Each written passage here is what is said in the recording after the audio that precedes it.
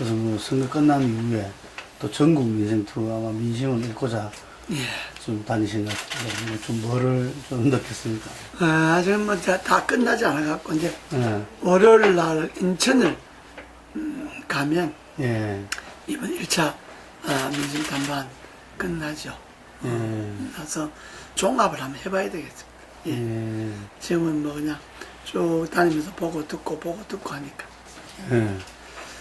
그 장관님은 어쨌든 간에 이 킹메이커로서 2007년도에 사실은 그 당시에도 그 이명박 후보가 대통령이 유리한 상황은 아니었죠. 처음 시작할 때. 아니었죠. 뭐 다 예. 지지율 4%, 3%부터 했으니까. 당내 세력도 당내 세력은 내 혼자밖에 없었죠.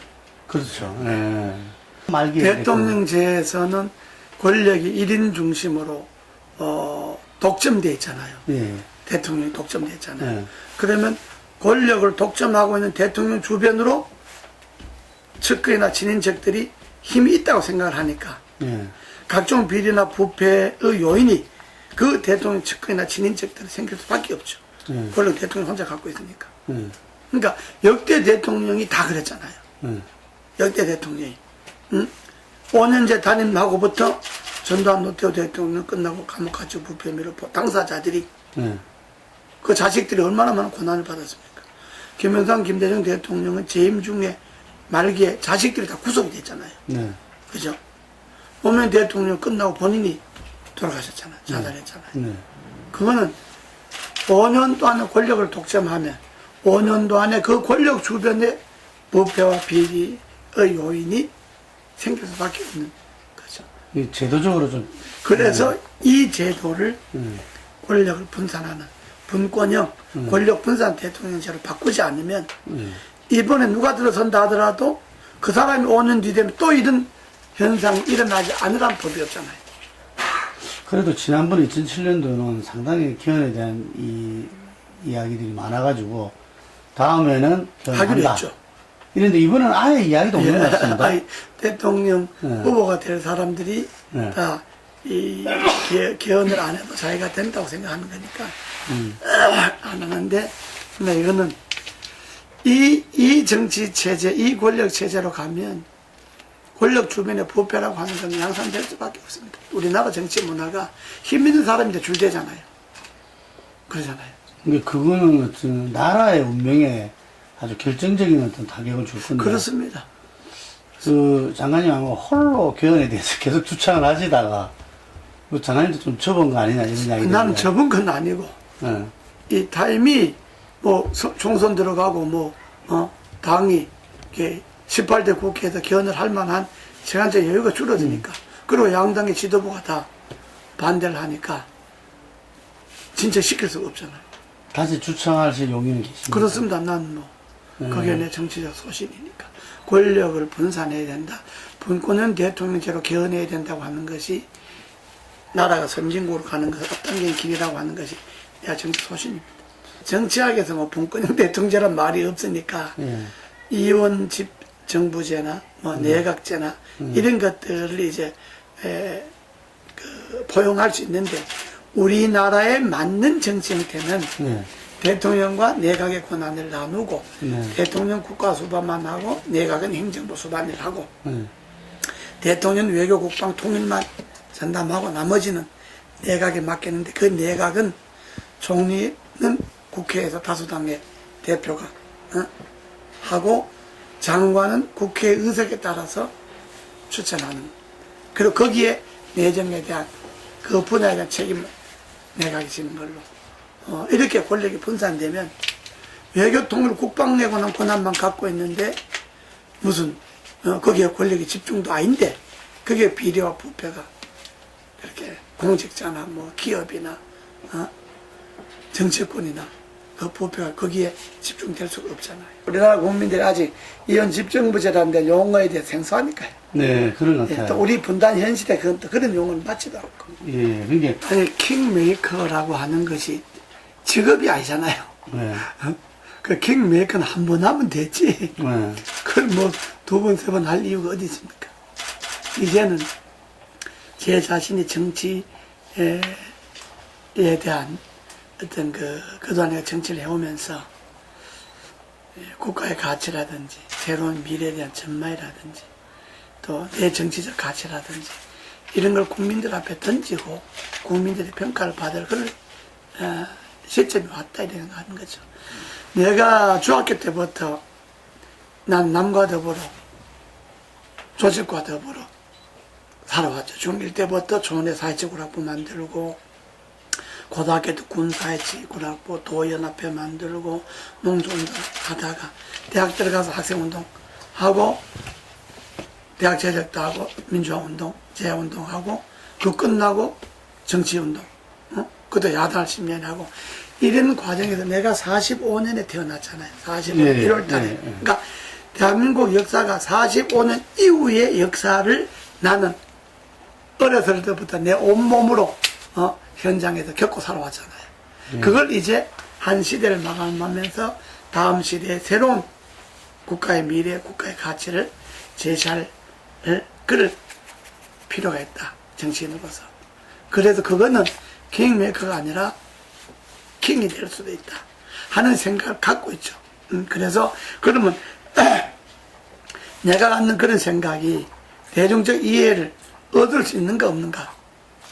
그리고 지금 정말 민심은 어떠며 민생은 어떤가 하는 것을 관직이 아닌 자연인 이재호로서 한번 돌아보는 그런 시간이 필요하겠다 해서 내가 약 16개 시도에 약 40여 개 시군을 좀 다녔는데요. 어떻습니까, 당시? 한마디로 말하긴 어렵지만은 제일 주로 서민들 상대로 다니는 거니까 중소기업, 농민들 이렇게 어려운 계층만 주로 접하는 거니까 그들이 제일 바라는 건 나라의 희망이죠. 지금 어렵게 사는 건 좋다 이거지. 그게 다음에 가서도 이게 이어진다면 이 불행하잖아요. 그러니까 다음에 가서는 지금의 이 불행한 것, 이 가난, 이 소외, 이것이 다음 시대는 해결될 수 있겠는가? 그 희망이 있는가? 이것이 제일 답답해하는 거죠. 이번은 의석수로 보면 우리가 야권보다 10석 더 많잖아요. 의석수로 보면. 그죠? 우리 승리한 거죠. 그러나 그걸 이제 대선이라는 것을 놓고 비교를 해보면 좀 불안하죠. 수도권에서는 112석인데 우리 43석밖에 못했잖아요. 그죠? 수도권의 투표율이 54%인데 대선에 가서 만약 70% 정도 투표율이 나온다면 그 16%가 어디로 갈 것이냐?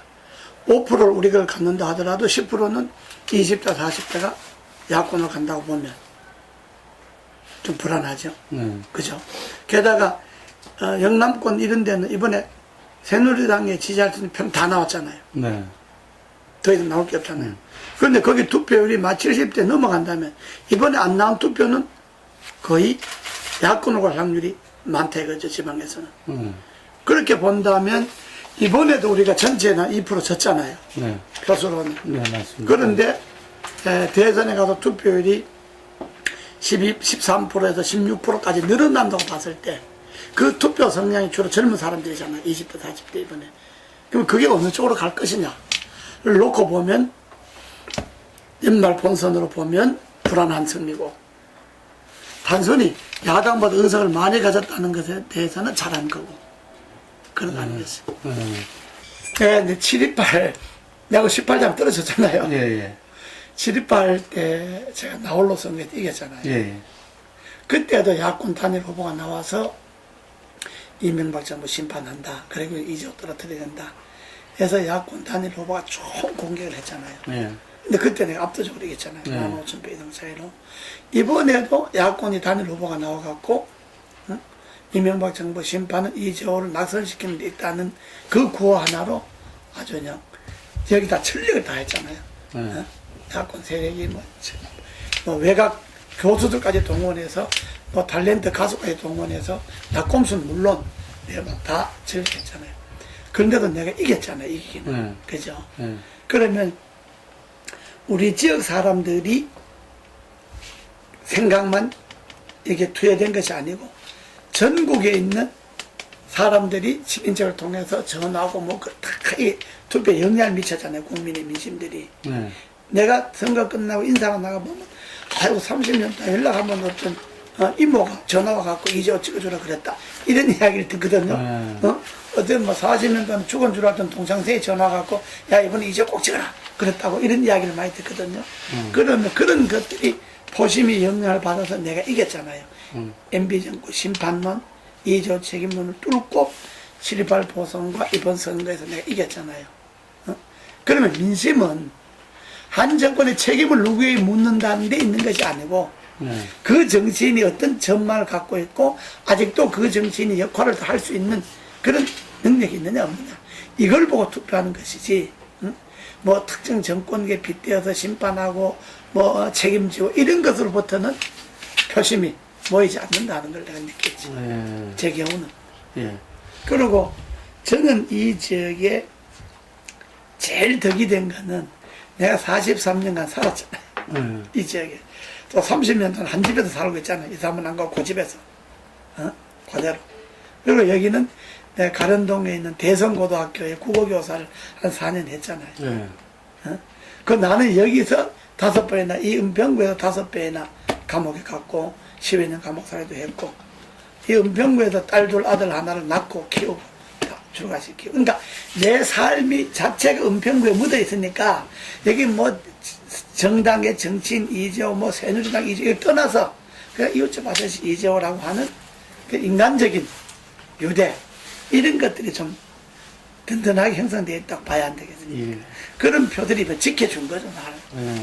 저는 뭐 실속 없는 이인자 언론에 붙여준 이인자긴 한데 내가 이 정권 뭐 4년 내내 지금 5년이 다 넘어가는데 내가 뭐 어떤 비리에 연루된 게 있습니까? 뭐 인사에 뭐 관련된 게 있습니까? 무슨 어떤 뭐 이권이나 부패에 관련된 게 있습니까? 없잖아요. 드러난 게. 또 내 삶이 그렇지 않고. 그럼 어쨌든 이 정권을, 이명박 정권을 가장 가까이에서 정권을 만드는데 내가 주도적으로 참여했잖아요. 그럼 이 정권의 잘못은 곧 나도 잘못한 거죠. 물론 나는 총선에 떨어지고 2년 가까이 1년 미국에 가 있다가 한 6개월 또 중국에 가 있다가 한 6개월 중앙대학교 교수로 가 있다가 실제 이 정권에 참여한 건 한 2년밖에 안 되잖아요. 출범시켜놓고 2년 동안은 나 밖에서 떠돌아다녔으니까. 그러나 어쨌든 이 정권이 잘못한 책임은 내가 피할 수가 없잖아요. 그런데 내가 이 정권과 차별화한다 그러면 이거는 자기 정치적 야욕을 위해서 자기가 만들었던 정권을 차별한다 소리밖에 안 들으니까 그건 정치 지도자로서 바람직하지 않다. 그러니까 나는 이 정권 잘한 거는 잘한 것대로 이어나가고 공은 공대로 이어나가고 과는 과대로 반성하고 사과하고 다음에 더 잘하겠다는 생각을 하고 이렇게 이 정권의 공과를 내가 끌어안고 가야지. 이 정권이 인기가 없다. 대통령이 인기가 없다. 그래서 내가 이 정권을 단절시키고 나가겠다 하는 거는 나는 정치 지도자로서 옳지 않다고 봐요. 우선 국제적으로 위상을 높이는 건 사실이죠. G20도 유치했고 G56도 유치했고 그죠. 또 두 번의 경제 위기에서 나라를 지켜낸 것도 사실이잖아요. 금융 위기에서. 국제적으로 우리가 수출이 7대국, 교역량 1조 불을 오른 9개국 주에 하나 들어가잖아요. 그만큼 나라의 위상을 이 정권 하에 그 어느 정권보다도 획기적으로 올려놓는 사실이잖아요. 이런 거는 공모를 이어받고 이러한 국제적 위상을 나는 이어간다고 봐요. 다음 정권도. 잘못한 점은 뭐냐. 어쨌든 금융위기 그 과정에서 금융위기는 극복했지만은 이 일자리라든지 소외계층에 대한 양극화라든지 이런 거는 어느 정권도 있는 거지만은 그러나 우리 정권에서 그걸 더 개선하지 못하고 해소하지 못했던 점 이런 점들은 아쉬운 점이죠. 그러니까 이 점은 다음 정부에서 더 개선해야 될 점이죠. 뭐 국제금융위기에서 어떤 정권이든 그걸 해결하고자 하는 의욕이 없는 정부가 있겠습니까? 예. 어떤 사람이든 정권 잡으면 제일 핵심이 그거 해결하려고 그러죠. 무수한 노력을 한 걸로 알고 있는데. 그러니까요. 그걸 뭐 어떤 정권이든 정권의 핵심이 서민들을 편하게 잘 먹고 잘 살게 하는 건데 그 노력에 왜 안 하겠어요? 그게 이제 국제적인 관계라든지 여러 가지에 의해서 제대로 잘 진행이 안 되는 게 좀 있죠. 아니 기업이나 대기업이나 이런데 돈을 많이 벌어갖고 나라 이제 소득도 높이고 하는 건 사실이잖아요. 네. 그럼 문제는 그 대기업에서 벌어들이는 돈이 대기업의 부의 축적에 끝나지 않고 거기에로 인한 중소기업이라든지 영세상인이라든지 서민의 생활에까지 그 돈이 좀 풀어져야 되는데 낙수 효과가 있어야 돼요. 그게 안 풀어지는 거죠. 예, 예.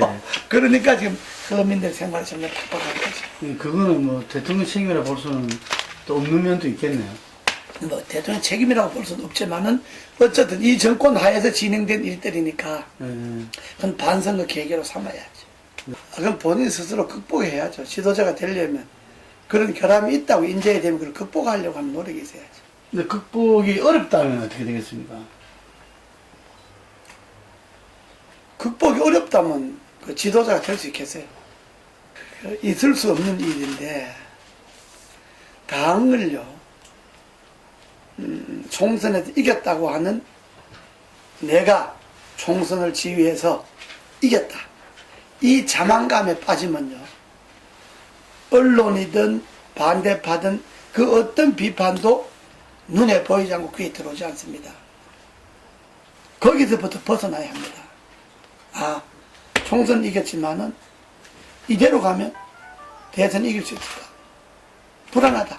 그러니 당내 경선을 국민 경선제로 해갖고 활성화해갖고 다소 흠집도 생기고 상처도 나고 그래야 본선에 가서 면역이 생길 것 아니겠어요? 누가 가서. 그리고 완전 국민 경선제 해갖고 뒤집어질 수 있다는 걸 생각해야죠. 그러잖아요? 그래야 정말로 당과 국가를 위하는 지도자지. 내가 지금 1대인데, 이 룰대로 안 하면 내가 불안하다든지, 이 룰대로 따로라든지, 이렇게 하면 편하기는 하죠. 모든 사람들이 이해하고 가만히 있으면 되니까. 그러나, 본선에 가서 국민의 선택이 과연 우리 쪽으로 유리하게 될 것이냐. 하는 거는 생각을 해봐야죠. 그거는 반대파의 말에 귀를 기울여야지, 반대파의 말을 정쟁으로 몰아붙이거나, 우리는 한나라당이 정권을 재창출하는 게 중요한 것이지, 누가 대통령이 되고 안 되고, 그건 그 다음에 문제잖아요. 그러면 한나라당이 정권을 창출하는 데 있어서 표의 확장성, 표의 포용성, 그 국민들이 역동적인 감동, 그런 것들을 자아낼 수 있는 경선 룰을 만들고, 그렇게 경선을 진행하면, 누가 되든지 간에 국민들이 시선이 우리 쪽으로 모이잖아요. 그러지 않고 야단 그렇게 하는데 야단 뭐 광주에 가서 순서가 뒤집어지고 대구에 가서 순서가 뒤집어지고 모든 국민들이 시선을 거기에다 한두 달 집중시켜 놓고 거기다 1차 민주당끼리 경선하고 2차 진보당과 합해서 경선하고 3차 또 안철수와 둘다 또 경선하고 이렇게 하는 동안에 전 언론과 전 TV는 거기에 관심을 기울일 텐데 그럼 우리는 그냥 혼자서 1대1이니까 박수차고 대포로 가면 국민들이 어느 쪽에 더 관심을 갖겠어요. 게다가 이번 54%밖에 안 됐는데 앞으로 14%대 15% 더 나와서 66%에서 70%까지 투표율이 온다 그러면 거기에 다 20, 30대가 주로 투표를 할 텐데 그 사람들에 대한 표의 흡입력 그게 어디서 오겠어요. 그래서 정말 박근혜 대표가 두려워하지 않는다면 그리고 국가의 지도자라서 확실하게 자리매김하고 싶으면 완전국민 경선제를 받아야지. 없죠. 우리가 그러니까 112석에 43석밖에 안 됐으니까 표 확장선 10배 했다고 봐야죠. 그럼 이번에 우리를 안 찍은 표가 대선 때 우리를 찍겠다. 예를 들어 볼게요. 한 지역구에. 내가 이번 총선에서 나를 찍은 그러니까 새누리당을 찍은 표보다가 나를 찍은 표가 11,000표가 더 많아요. 그때 당선됐잖아요. 그런데 대선에 가면 이 11,000표가 나를 찍었던 만천표가 다시 새누리당으로 가는 게 아니라 야당으로 가는 거죠. 네. 뻔하지 않습니까? 우리 지역에서. 그러죠. 그러면 다른 지역도 마찬가지죠. 개인의 지지율보다가 당 지지율이 낮은 지역은 개인의 지지율만큼 늘어났던 그 지지율은 대선 들어가면 야권으로 빠진다고 봐야죠. 안 그렇습니까? 그러면 수도권에 있어서는 후보가 그 표를 갖다가 확장시키지 못할 때 그렇게 된다는 거예요. 그러니까요. 네. 그 후보가 표를 확장하고 표의 포용성이라는 게 있잖아요. 중도 진영에 서 있는 사람들은 저 정도면 새누리당 표를 찍어야 되겠다는 생각이 있잖아요. 그죠? 그러고 그런 것들 또 국민들의 감동. 진짜 새누리당 뭐 대구에서 보니까 박근혜 후보표가 절대적으로 나올 줄 알았는데 그게 아니네. 예를 들면 서울에서 투표해 보니까 서울에서는 또 딴 주자가 또 1등을 했네. 이런 가운데 국민들이 그 후보에 대한 검증, 후보에 대한 어떤 지도자적 자질에 대한 평가, 그런 것들을 국민 경선을 통해서 쌓아나가야 그게 본선 가서 경쟁력이 되잖아요. 그걸 두려워하면 안 되죠. 우리는 지금 본선의 경쟁력을 높이려고 하는 것이지, 누구 1등 가는 사람 뭐 끌어내리고 하는 그런 차원은 아니잖아요. 근데 그게 완전 국민 경선을 해야만 된다. 딴 방법이 지금 현재 있는 룰로 하면은 하나만 하다 이거니까. 지금 룰로 보려면 그다 알잖아요. 신문 다 당을 한 사람이 장악하고 있는데 이번에 전당대 대표 원내대표 나오는 거 보면 몰라요. 선거 저 포럼 전까지도 아무도 등록도 안 했잖아요. 응? 그럼 당이 현재 형편이 어떠하다는 거는 언론인들이 더 잘 알거 아닙니까? 그러잖아요. 네, 말로 오신 김에 그 전당대에서 좀 비박이 연대해서 뭐 비박이 있어야 연대를 하죠. 지금 다 박파밖에 없는데 무슨 비박이 있나요? 비박은 다 잘라버리고 동천도 안 주고 전멸해버렸는데 뭐 어디 비박이 있나요? 당이나 이 당이 처한 상황, 정권을 창출해야 되는 당이다. 여기에 사람과 당을 보는 것이지 뭐 개인의 리더십을 어떻게 평가하고 나 원래 안 하잖아. 별 의미가 없고요. 그런데 뭐 좋은 점도 있고 뭐 장점, 단점이 누구나 다 갖고 있지 않겠어요? 근데 그 부분에서 이제 개인의 역사를 가지고 이야기하는 경우가 있습니다. 유신 시절에 그거는- 고초를 겪었기 때문에. 그거는 나는 뭐 이야기하고 싶지 않고, 그러니까 박근혜 의원이 개인적인 네. 평가에 대해서는 나는 지금까지 해본 일이 없습니다. 예. 어떤 인터뷰에서.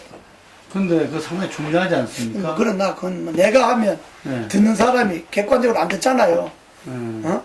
이재호가 이야기하면 다 이재호의 전력이 있으니까 거기에 기초해서 하는 거다 이렇게 보잖아요. 그럼 제3자들이 평가를 해줘야지 내가 평가를 하면 그렇게 객관적이게 듣나.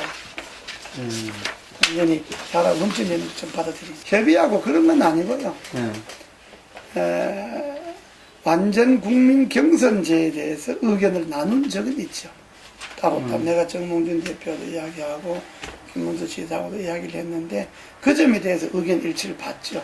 완전 국민 경선제를 해야만이 연말에 정권을 창출할 수 있고 표를 확정할 수 있다. 이 점에 대해 일치를 본 거죠. 노무에 대해서 여론조사 노무 들어보셨습니까? 안 들어봤어. 안 들어보셨어요? 완전 국민 경선. 내일 신문은 뭐 64%가 굉장히 높게 나왔어요. 완전 국민에서 국민들이 하자 이렇게. 그러니까 우리는 옳은 일만 하는 거지 뭐 안 옳은 일 안 하는 거지. 예, 그 점은 이야기를 했지만은 네. 뭐 우리 세 사람이 연대해서 뭐 그거는 아직 이야기하기가 빠르잖아요. 예. 각자 출마해갖고 대통령이 되려고 출마한 사람이 처음부터 뭐 연대하려고 출마하면 그 말이 되나요? 안 되지. 선진국으로 이제 한 시대는 정리가 되잖아요, 이번에. 다음 시대에 가기 위한 국가 가치가 어디에 있느냐. 그리고 다음 시대 우리가 해결해야 될 것은 뭐냐. 지금까지는 한 시도를 본다는 겁니까? 그렇죠. 왜냐 그러면 우리가 45년에 해방이 됐지만은 48년부터 정부가 수립됐잖아요. 그럼 12년 동안 자유당이 독재를 했죠. 당 독재. 18년 동안 박정희 대통령이 했죠. 나머지 12년 동안 전두환 노태우 대통령이 했죠. 30년간 군사 독재를 했잖아요. 12년간 일당 독재를 하고. 그죠? 그러면 나머지 42년간을 소위 그렇게 말하자면 민주주의와 좀 거리가 먼 그런 것을 통해서 해왔기 때문에 절차적 민주주의는 성공을 했지만은 내용적 민주주의는 곳곳에서 문제가 있잖아요, 지금. 네. 성숙되지 못했잖아요. 그러니까 이제 이 절차적 민주주의는 그 이후에 5년 단임 대통령이 한 번도 유종의미가 좋지 않았잖아요. 네. 다 집권 말기는 다. 그러니까 이제는 새로운 시대를 나가기 위해서는 권력의 틀을 어떻게 바꿔야 할 것이며 국가의 가치를 어디에 도할 것이며 남북의 문제를 어떻게 정리해야 될 것이냐. 네. 또 일자리 문제들, 이 경제의 문제를 어떻게 정리할 것이냐. 그것들의 비전을 출마 선언할 때 제시를 해야죠. 지도자가 되려면요, 국가적 스토리가 있어야 합니다. 네. 우리는 많은 어려움을 겪었잖아요. 네. 그죠? 6.25도 겪고, 4.19도 겪고, 10월 유신도 겪고, 정말로 참 찢어지게 가난한 시절도 겪고, 아주 참 처절한 독재 시대도 겪고, 이런 국가의 위기가 어려울 때마다 그 지도자가 될 사람이 뭘 했느냐? 나라를 위해서 뭘 했느냐?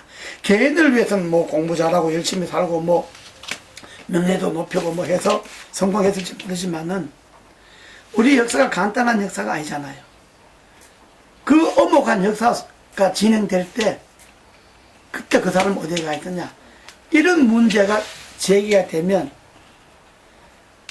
안철수 원장이 뭐라고 이야기를 하는지, 그리고 지금 뭐 그런 거 따지냐 그러지만 결국 정치인의 가치는 자기의 고난을 뚫고 가치가 형성되는 거고 자기의 삶을 바탕으로 가치가 형성되는 것이지 책 읽고 가치가 형성되는 건 아닌 거거든요. 그럴 경우에 안철수 원장이 정말로 대통령 출마를 하고 싶으면 지금이라도 철저하게 언론으로부터 대전으로부터 검증을 받고 자기 생활 전체를 공개를 해야죠. 공개를 해서 국민들이 볼 때 참 고개가 끄덕여지면 그러면 이제 후보로 나서는 거고, 근데 계속 베일 속에 갈려갖고 이름만 풍선처럼 띄워갖고는 본선에 가서 이기기가 어렵다. 그걸 우리가 이해창 시대 때 경험을 했잖아요. 정몽준 노무현 때 정몽준이가 노무현보다 인기가 더 높았지. 예, 10% 정도 그때 앞섰죠. 근데 뿌리가 없었잖아요, 정몽준 예. 대표는. 노무현 후보는 시장 나왔다 떨어지고, 민주당 불모지에서 나왔다 떨어지고, 그 야다이라고 하는 그 박토에서 내린 그 뿌리들이 있었잖아요. 그렇죠. 그러니까 쉽게 성공한 사람은 자기 개인이 성공가로 남을 수는 있어도 어려운 나라를 짊어지고 갈 수 있는 그런 지도자 상으로 볼 때는 국민들이 상당히 냉정하게 보죠. 지금 뭐 그런 게 없으니까 그냥 인기만 보니까 그 인기 투표로 해도 대통령 될 것 같으면 선거하지 마는 게 낫죠. 뭐 판 흔들려고 개헌하자는 사람이 어디 있습니까? 자기 일생의 국가적 가치를 제시하는데 무슨 남보죠 선거판 흔들어. 그거는 그냥 정치인들이 그냥 하찮은 정치인들이 하는 소리고, 내가 서울의 5선입니다. 내 생명을 걸고 정치를 하는데 그런 얄팍한 꼼수를 하겠어요. 그건 뭐 부담이 아니라 그럴 수도 있는 거죠. 예. 그런 건 뭐 그렇게 개인이 뭐 그런 얄팍한 정치적 그런 술수에는 개의하지 않지. 마지막으로 우리 그런 거 다 개의하면 뭐 출마를 하려고 그러겠어요. 네티즌 여러분, 정말 오랜만에 제가 네티즌들 앞에 모습을 나타냈습니다. 어려움이 많았겠지만은 연말 대선에서 새로운 나라를 만들 수 있도록 노력해 주시면 고맙겠습니다. 감사합니다.